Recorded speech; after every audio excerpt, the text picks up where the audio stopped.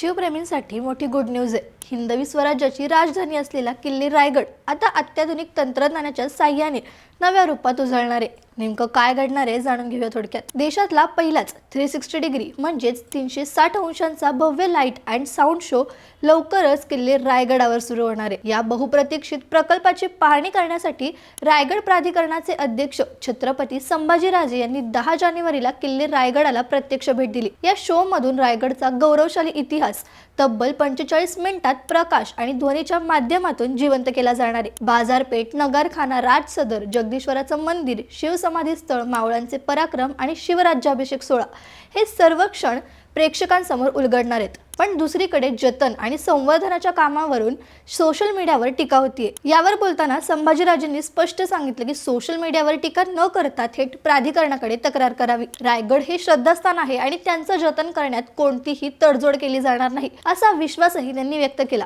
मग तुम्हाला काय वाटतं? रायगडावर लाईट अँड साऊंड शो चालू झाला पाहिजे की नाही? तुमचं मत कमेंट्समध्ये सांगा। ही माहिती इतरांनाही शेअर करा आणि थोडक्यातला फॉलो करा।